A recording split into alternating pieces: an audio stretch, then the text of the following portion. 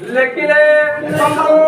जस्याग्रे पत्रमेकं विलसतु नितरान् पत्रयुग्मेन चित्र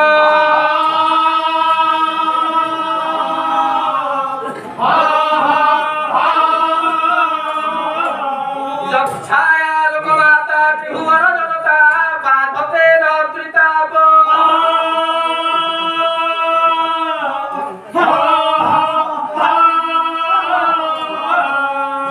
जस्यांघ्रिमाश्रयन्ति सकल सुमनसो नास्ति मूलन चाग्र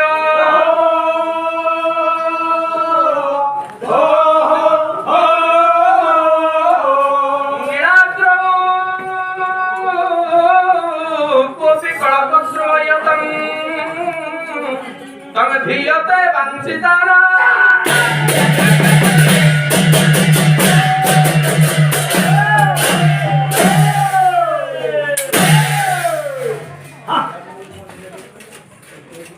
सम्मानास्पद वरेण्य साहित्य प्रेमी पाला प्रेमी श्रोत्र समाज पुरागत रुंगीभूत समस्त पाला प्रेमी हरिकथा विश्वासु समस्त अतिथि वृंद मातृस्थानीय मातृकल्पा मातृजाति माँ माने मोर अग्निकल्पा भौणी माने मोर समधर्मी सममर्मी शिक्षाविद युव बंधु माने एवं ए उत्कल पुष्करणी रे प्रस्फुटित कमल प्रस्तुत समस्त कुनी कुनी बालक बालिका ये तो सहज विलंबित रात्रि अधिक गहन चल परिवार दैवर समय नहीं सस्ता अलंकृत कौतुकी आज डेरिव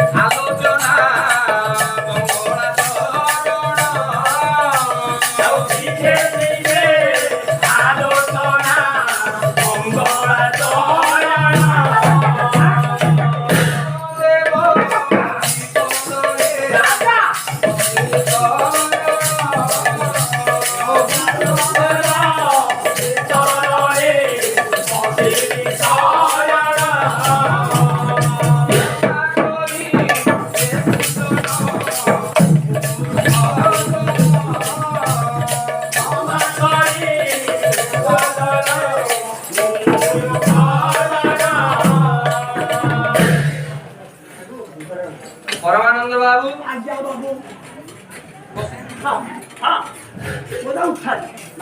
रंगीन पोशाक खंडिए खंडिए पिंधि रंगमंच रे प्रभुर दरबार रे दंडायमान होई सारिबार अव्यवहित करे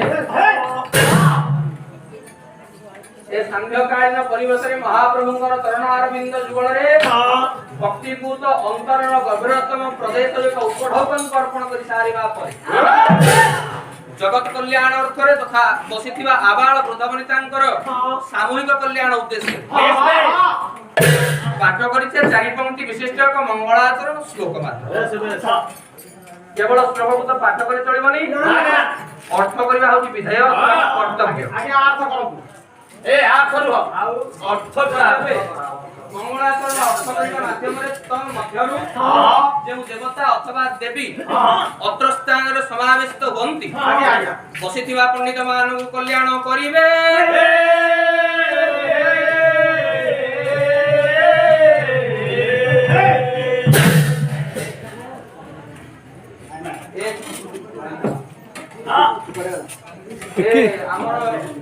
अत्यंत सौभाग्य दिन आपण नुआ नुह कि ए पोशाक आपण नुआ नुआ बोधे दीपर कथा भी नुआ हबनी कौन कहबी कौन गाय के आपण मन को रंजन करबी ताहा मध्य मोर कल्पना रे बाहर हां हो तेबे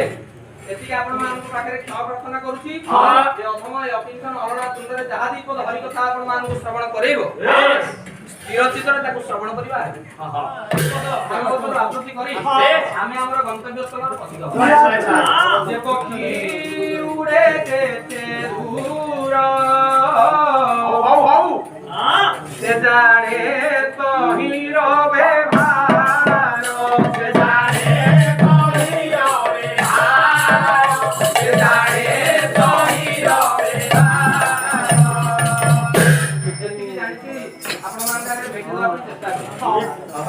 हौ चारिपंक्ति विशिष्ट मंगलाचरण कहले जस्याग्रे पत्रमे कम मिळत सुनितरं पत्र जुमेन चित्र क्या बसी पड़छु बसी की पछान क्या ना आको बधवान आता के नाचा पड़छु हां जस्याग्रे पत्रमे कम आले नंद आले तू जानि तू अनेक पागल लोकने जाइछु समस्त जने जने देवता अथवा देवी को आनी मंत्र स्थापन करिसंती कल्याण उद्देश्य आज तू कोन भाब देवी देवता आसीबे ना देवी आसीबे देवी तो मुन देबे तो देवी गान करछु की आसीबे अरे आज पंडित मानकर कल्याण उद्देश्य देवता आसीबेनी देवी मत आसीबे आइए करा कहलो देवी आसीबे तो पता तो हां की आसीबे आजा बहुत लोग शो बिटू नाइ नबिन कोन आसी इलेक्शन आज पंडित मानकर देवी आसीबे देवता आसीबे नि अथवा देवता मत आसीबे बिटू आसीबे आज पंडित मानक कल्याण करबा उद्देश्य रे आश्चर्यपूर्ण वृक्ष श्री दंडायमान हेबे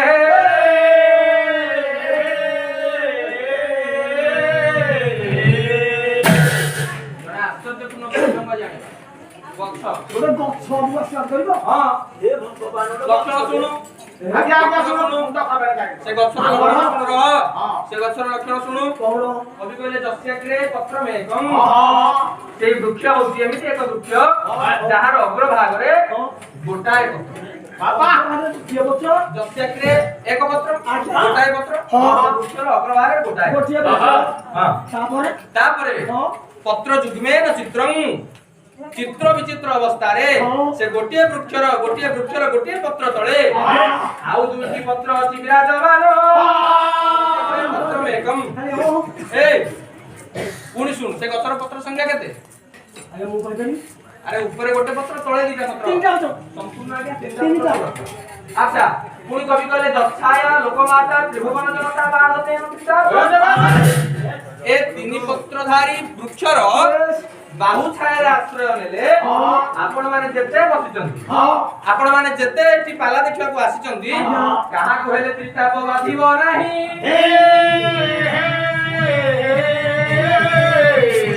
आज्ञा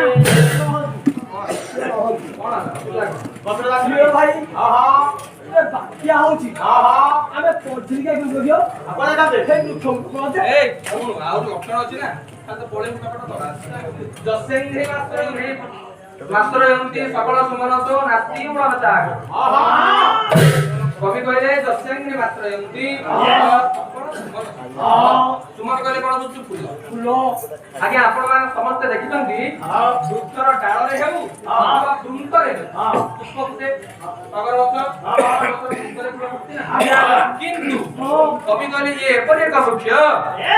जहार डाळरे किंबा वृंतरे पुष्प प्रस्फुटित न होई जहार मूଳରେ पुष्प प्रस्फुटित होई थाए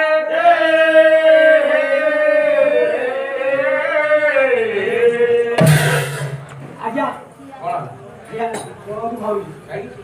ये पाला गाय सर हां एटा मुंड खरा हां ए आउ लक्षण सुनु पुणी कवि कहले से वृक्षर नास्ति मूलर अग्र से वृक्षर ना मूल अछि ना अग्र नहीं जानो नहीं ना हाय सब बुझियो कोन बोले ए नीलमुड़ी ज्ञान यार बसे हां क्या आपन जाय जावा तो बल्ला गाउची कि नहीं देखे ए मुंड खाले पे बल्ला गाउची कि नहीं देखे बस से बक्सटा को कुछ अछि त जानि को जानिबो हमरा ज्ञाति बक्सटा अछि को कोन